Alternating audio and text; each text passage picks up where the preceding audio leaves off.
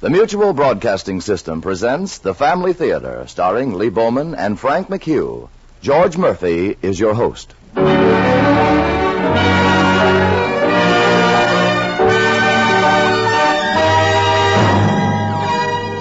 More things are wrought by prayer than this world dreams of.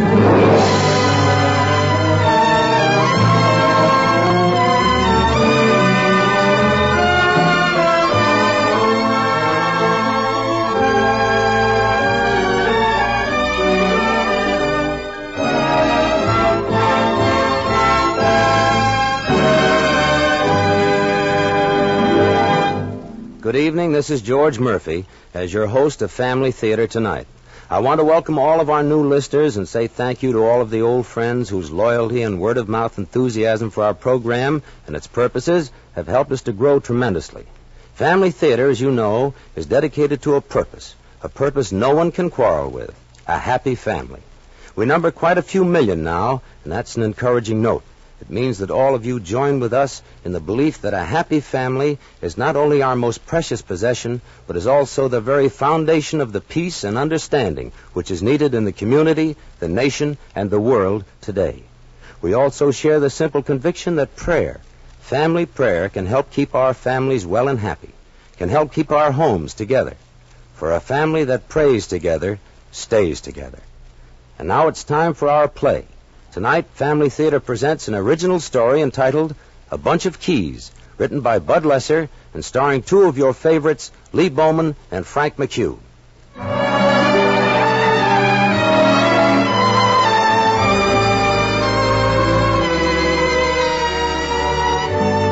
I'm the proprietor of the only decent eating place in Boston.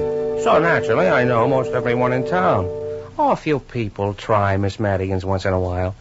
But they get tired of the tea room whipped cream goo. So they come back to Jimmy.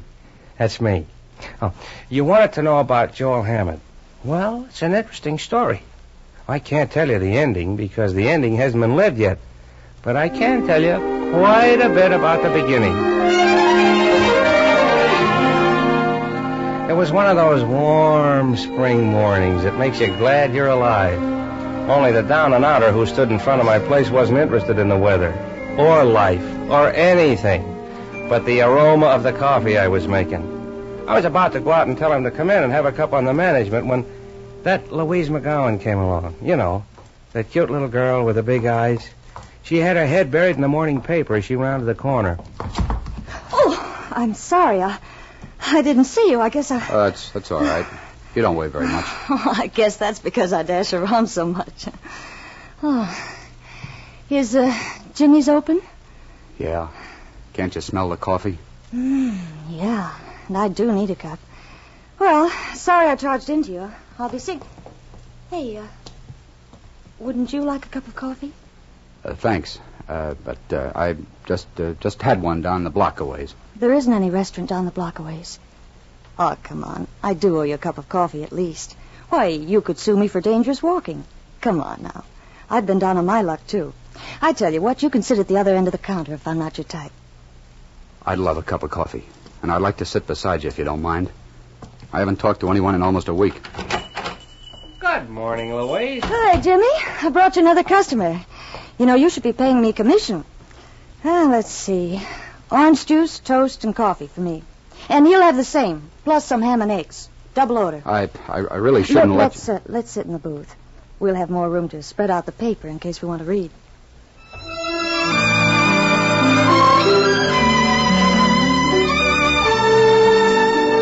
But they didn't want to read. Either of them. Louise is the sort who likes to know what makes people tick. And to tell you the truth, I was pretty curious about this stranger myself. You could see he hadn't been a bum for too long.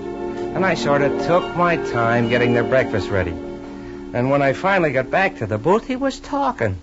Opening up like a man who's lived with himself too long. And as he poured out his heart, my little beanery became the floor of the New York Stock Exchange. Things were popping on the exchange that afternoon he was telling about. There was a frenzy of buying and selling. Joel Hammond stood by his post, tossing his bunch of keys into the air and catching them again as they thudded against the heel of his hand. This key business used to serve as a sort of a barometer. And some of the other traders used it in buying and selling. But that day, the keys went up and down at a mile-a-minute clip. The wise boys knew there was trouble in the air. This is Hammond. Put me through to my office, please. Harry?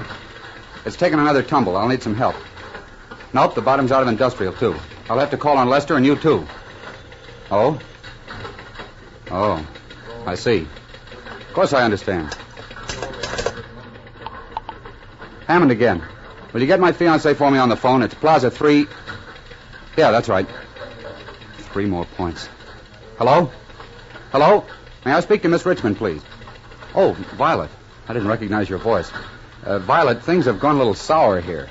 I'm afraid I'll have to borrow those bonds I gave you last week to hold for me. No, not yet.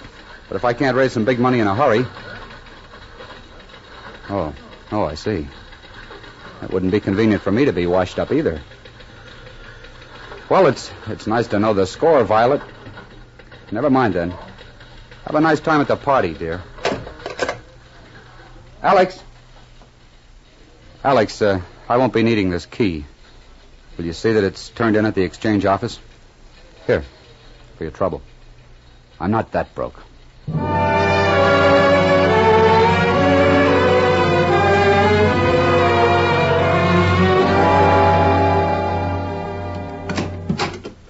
Oh, Miss Emerson. Yes? Is Mr. Finch around? Oh, no, Mr. Hammond. He left the office. They've all gone. I could have guessed it. Miss Emerson, I won't be around for a while. Someone might like an extra key. The cleaning woman, maybe. Here. A bunch of keys were still being tossed in the air as Joel took the elevator down. And he walked out of the office building for the last time.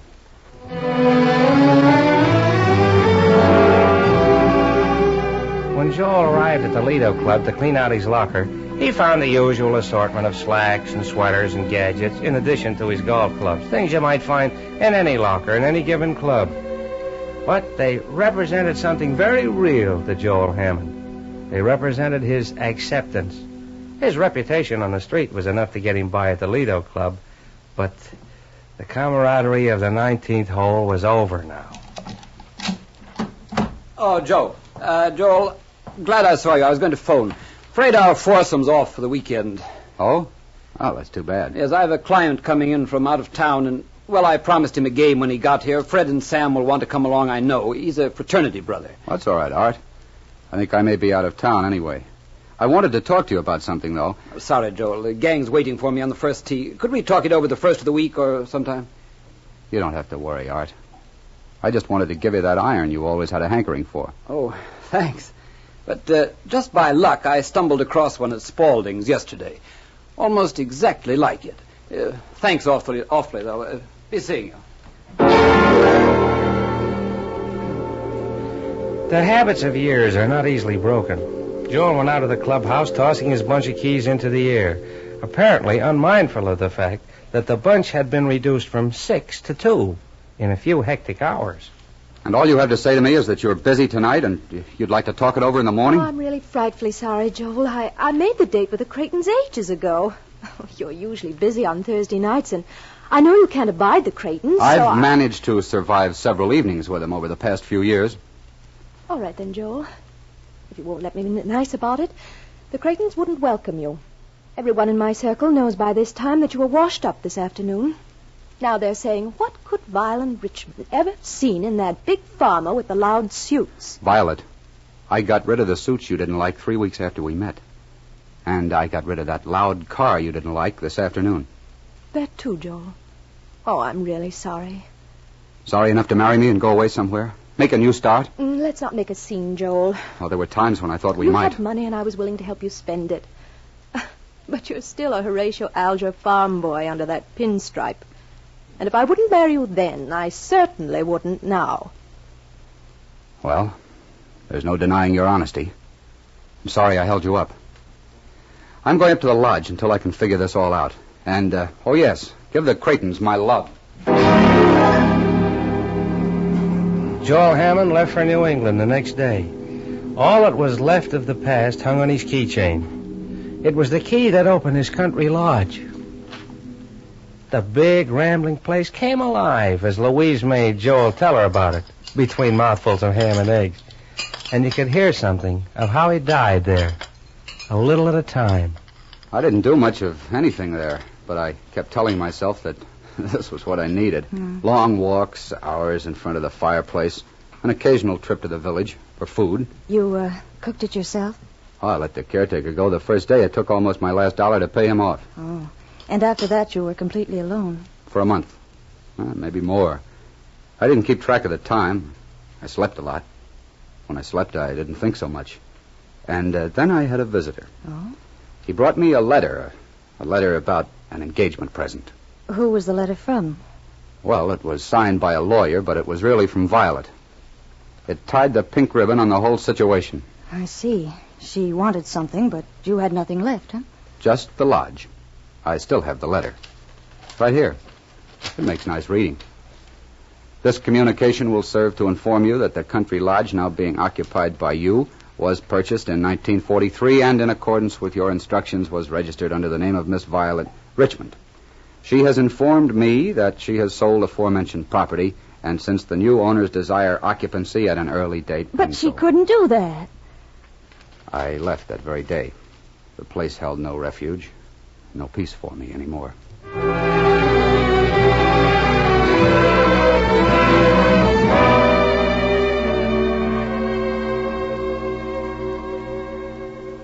What could I do? I studied the want ads at night, but no one advertised for an ex-boy wonder of Wall Street. But, Joel, your experience in business must have been worth something. Oh, sure. Talented fourth at golf, second at gin rummy and night clubbing, desires responsible position where he can lose his employer's money as rapidly as he lost his own. With that attitude, you couldn't possibly get or hold a job. Oh, I tried things to build up my morale. Liquor, a book on how to be a success, copying some of the easy-come, easy-go boys I bumped into in my wanderings. I really tried to shake this thing, but I couldn't. This morning I've really hit bottom. I'm accepting charity, a handout, and from a woman. Now I've tried everything. No, not everything. Oh, so now I get the lecture. Now I'm told that I needed a good woman, or religion, or faith in God, or something. You filled my belly, and now you can save my soul. You'll get a special merit badge in the Girl Guides. Or you can tell your Sunday school class how you saved a sinner. I'm much too busy to save your soul. Here, Jimmy, I'll be seeing you. Oh, I'm sorry. I was very rude, wasn't I? Yes, you were. But I understand. And you won't rush off for another moment? Oh, I really have to. I wanted to get to the office early so I could leave in time to get my apartment cleaned up. Well, why don't you let me do that? Oh, it would be a way of paying you back for breakfast. Oh, I wouldn't think of letting you... No, I mean it. I'd like to do it. It's more than just paying you back for breakfast. I'd like to polish the stove and scrub the floors until they shine. I'd like to lose myself in a sea of soap suds. I'd like to show you that I could... All right, it's a deal. The apartment's just down the side street around the corner. 331 Maple, apartment 30. Oh, here's the key. You can bring it back to Jimmy when you're through. Do you really need a job, fella? I haven't got a nickel. Well, I can use a helper. Could you wash dishes? Maybe do a little light cooking? You know, fry an egg, maybe fill the coffee urns? I think I could. But I've got to clean that young lady's apartment first. I promised her. I could come in late this afternoon. Oh, I don't need you in the afternoons. Suppose you start tomorrow morning. You clean the place up, get the coffee started, maybe wait on a few early birds before I get here. Oh, you know how those coffee urns work? Yeah, I watched you through the window this morning. Well, then you're all set. Oh, you'll find a razor and a clean apron in the back room when you get here. You'll be opening up, so you'll need my extra key. Here, catch. Atta boy. Hey, you ought to be playing for the Dodgers.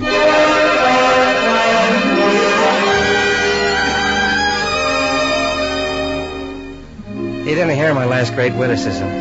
He was looking around the counter for something. He found it at last. A small piece of twine from one of the sugar sacks I'd been emptying. He took his two keys, that's the one to Louise's apartment and the one to my beanery, and he tied them together. He was tossing them up in the air. Well, he wasn't exactly a personality kid with the customers that first morning. Well, he did his chores well.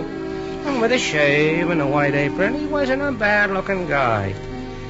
He seemed to sort of relieve the tension by tossing his 2 keys in the air. He'd given Louise his key back, of course, but he had a key to a room down the street where he'd gotten on my say-so. And Louise came in to thank him the next day. Morning, Jimmy. Morning, Joel. Good morning, Louise. Hi, Louise. The usual? Huh? The usual. The usual, Joel. Orange juice, toast, and coffee coming up. Is this stool on your station, my good man? I do so like to have my favorite waiter to take care of me. Here you are. I made the coffee. It smells good. You know, I really had time to fix my own breakfast this morning, but, well, I wanted to come in and thank you for the job you did in my apartment. It hasn't looked like that since I moved in. And where did you find those flowers? They were growing in that empty lot on the corner. Oh. You're getting better. You have keys. Is that what's done it? In a way. And I know that I'm better than I've been in months. But I'm not kidding myself. I know that I won't be, back to normal until I have my bunch of keys again. Uh-huh. Keys that open the doors to the things I didn't have as a kid. All men are created free and equal, it says here. But they don't stay free and equal. They have to fight for the things that make people say, there goes Joel Hammond. He just bought a home on the Riviera. He's always at first nights and Mondays at the opera, the polo games, and the horse shows. I've never seen a play, much less a first night. But I know what you mean. We have fun here in Boston, though. We have 2 picture houses.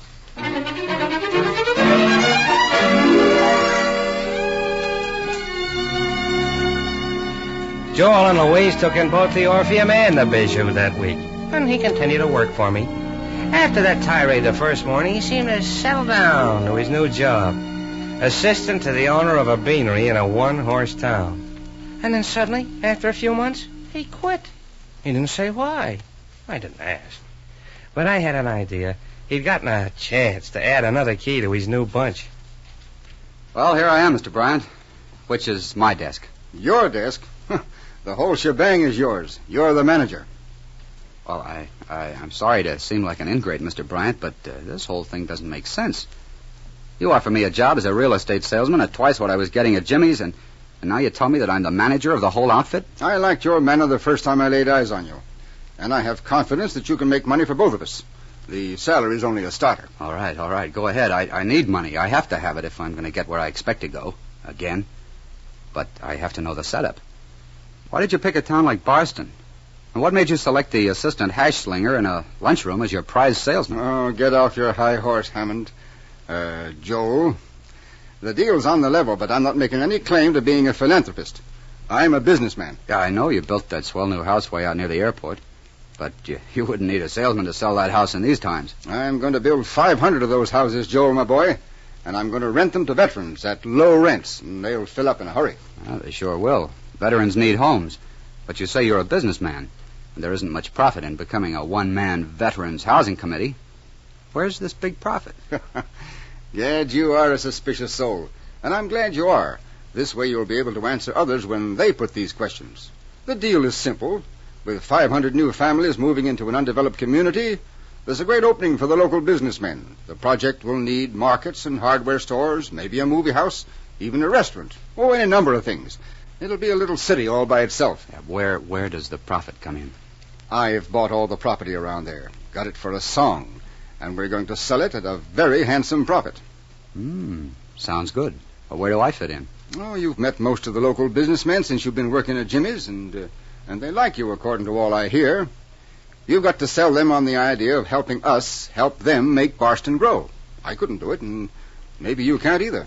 They're suspicious of anyone who hasn't lived in the town for at least 25 years. But if you were to sell Jimmy the idea of becoming the president of our community plan, they might go for it, eh? The folks in this town think a lot of him. He gets the credit for providing homes for 500 veterans and a new center for profitable stores. And I sell a lot of land I got cheap at a real profit. I'm figuring you in for half.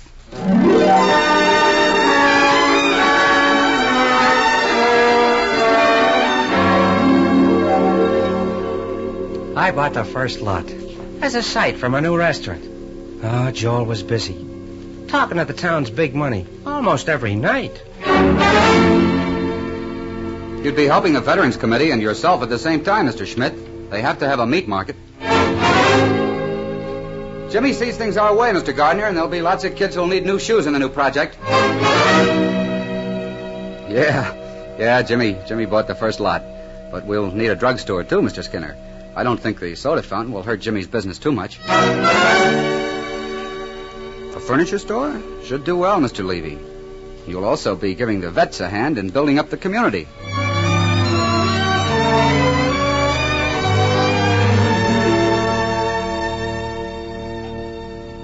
By the end of November, the project was really set. I'd started building, so had half a dozen others.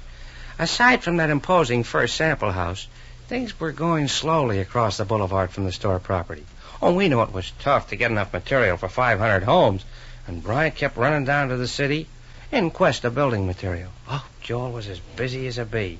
Naturally, he didn't have a great deal of time for Louise, but he certainly never looked at another girl in town. No, sir. Louise was for him, all right. Gee, it's good to see you smiling, Joel. I'm glad the project's really going over, even if it has meant that I haven't seen so much of you lately. Well, it's just about wound up now. And when the last deal's made, I kiss little old Boston goodbye. Oh. Baby, don't look like that. When I leave here, I want you with me as my wife. I'm going to take the money I made here, and I'm going to hit the street again. And I'll hold on to it this time. And you'll have everything you ever wanted. A big house, servants, a limousine 1.5 blocks long. A home on the Riviera, first nights at the theater. Yes, Louise. No, Joel. No, those are the things you want. Everyone wants those things. That's what we all work for. What else is there? The things your New York friends would probably call corny. The respect and friendship of your neighbors. People like Jimmy. The peace and self-understanding that can come only through simple prayer. A love for each other that doesn't depend on cars or mansions. Louise, you don't understand. You know, I thought at first you were finding your way to these things. But you aren't working for the veterans, Joel. You're working for money. You want to get back to Wall Street. You want revenge.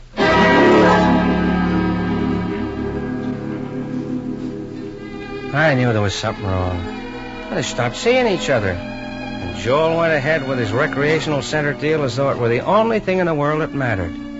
I found out later that he was planning on spending Christmas in New York. It was the day before Christmas when he finally closed the sale. Here it is, Mr. Bryant. Cash on the line for the last piece of property. And I've got all the rest of the money here. We've split 2 ways, like I said. Cash on the line. That's Bryant. Thanks, Mr. Bryant. You won't be needing me here anymore, so I'm leaving for New York tonight. I wish you luck with the project. Oh, are you kidding? Well, I'll be on the same train. Whoa, swell. Going to spend the holidays in the big town? Oh, I'll spend more than that, I guess. Easy come, easy go. If I never see this burg again, it'll be okay with me. Yeah, but the houses... You can't mean that. I'm not putting up any houses in this one-horse town. I got my profit. Let Jimmy and his pals build the homes if they want them. Why, Bryant, that's fraud. You can't get away. Oh, take it easy, Hammond. We're within our legal rights. I sold property that belonged to me. I just happened to change my mind about the veterans' homes. I found out that material was too tough to get or something. You can't do that to the people here, to the veterans. Oh, now don't pull any hero stuff on me. You pulled plenty of shenanigans when you were on Wall Street. Oh, yeah. I knew who you were when I saw you working in that beanery. And I wasn't kidding you any either. You knew what we were doing. I didn't know. But everyone here will think I did. But you won't be here. Oh, yes, I will. I've decided to stay in Boston. I'm going to face this thing out. And you're staying here, too, Brian. Now, listen, Hammond, you got a safe out. Look, no one's going to blame you for all this. Jimmy's the president of the Boston Helps Our Veterans Committee. He thought up that swell-sounding title. He was the one who vouched for the outfit. He was the one who got the town council to put the official stamp on it. Let him take the rap. Why, you dirty chiseler. You can't get away with this, you cheap hero. Hand over that cash, Bryant. Thanks. That money is going into the bank tonight. It's going to be used to build these homes. You'll get your share of the rents whether you stick around or go. Frankly, I don't care what you do. Merry Christmas, Mr. Bryant.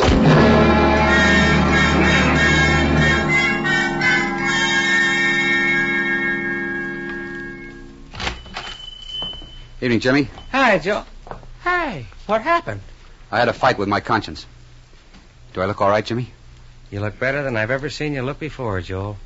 I went to Louise's before I came here. She isn't home. You wouldn't know where I could find her, would you?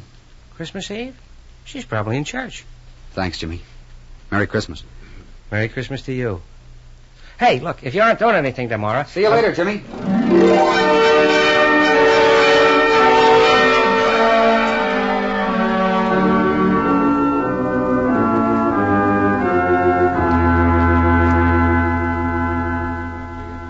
Louise.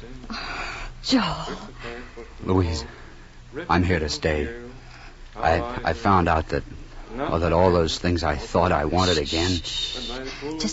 Just hold my hand, darling. Services. And Christmas has, for too long, represented material things to many. Our lives are enriched not by presents nor possessions, but by a full understanding of our own souls and of the real values of this world. If you have this understanding, you will have no difficulty finding the keys of the kingdom of heaven. Merry Christmas, and God bless you.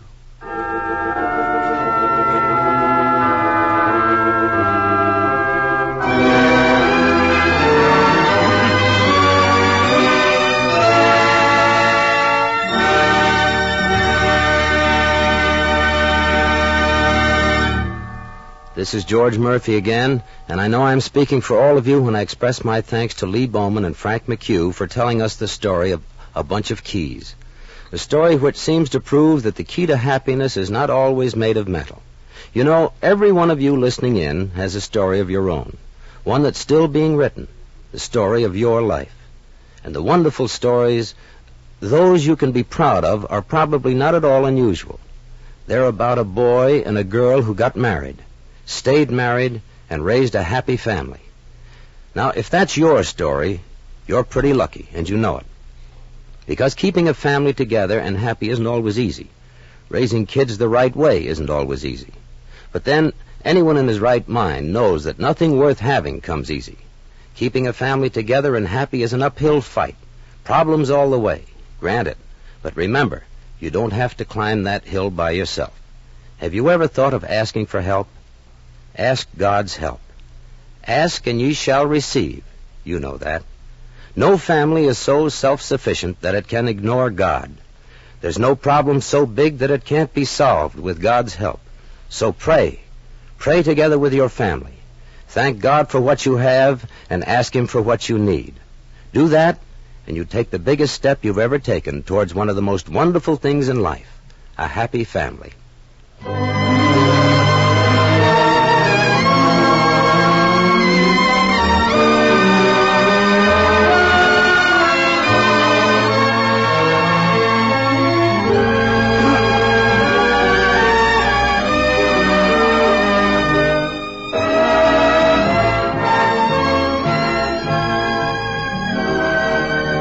Before saying goodnight, I want to express our thanks to all of you who have helped make this program possible.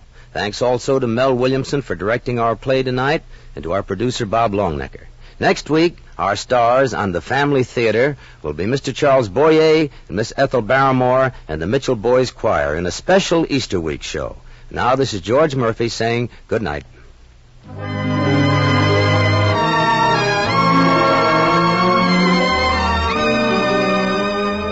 This series of the Family Theater broadcast is made possible by the thousands of you who felt the need for this kind of program, by the Mutual Network, which has responded to this need, and by the actors and technicians in the motion picture and radio industries who have volunteered their services to fulfill it. This is the Mutual Broadcasting System.